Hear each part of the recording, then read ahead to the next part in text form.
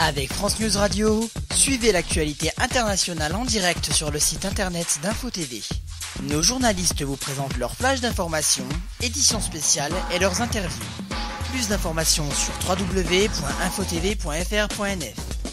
France News Radio, la radio d'Info TV.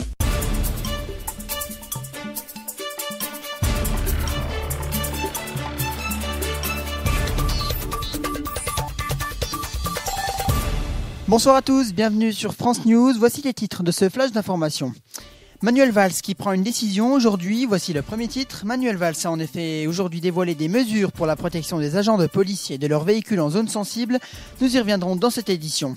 À Nice, encore une nouvelle provocation contre une mosquée. Ce matin, l'imam d'une mosquée niçoise est tombé nez à nez avec une tête de sanglier et sa peau. Une provocation choquante dont nous parlerons dans quelques instants. Aujourd'hui, Manuel Valls a dévoilé des mesures de sécurité concernant les agents de police et leurs véhicules. Celles-ci visent à protéger les policiers en zone sensible, notamment suite à l'attaque au cocktail Molotov de samedi dernier. Le Premier ministre a déclaré, je cite, que cela prendra la forme de films anti-caillassage sur les véhicules, voire de blindage dans certains cas. Il a également déclaré qu'un travail sur les tenues va être mené rapidement pour veiller à ce qu'elles soient intégralement ignifugées, c'est-à-dire résistantes au feu.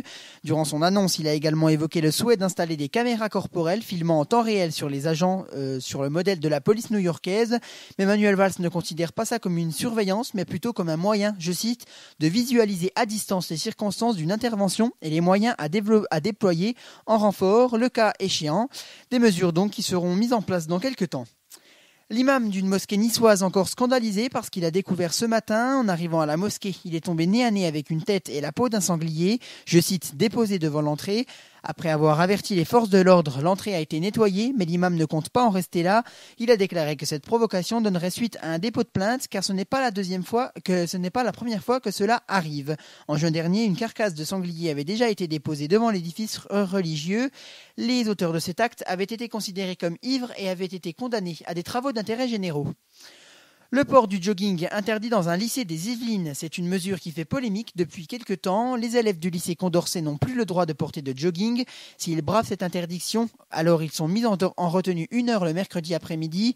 Une interdiction plus ou moins acceptable étant donné que la loi précise que, je cite, le port de signes ou tenues par lesquels les élèves manifestent ostensiblement une appartenance religieuse est interdit. Et une circulaire de l'éducation nationale précise, je cite, que le port de tenue destiné à dissimuler son visage ou incompatible avec certains enseignements susceptibles de mettre en cause la sécurité des personnes ou les règles d'hygiène n'est pas autorisé.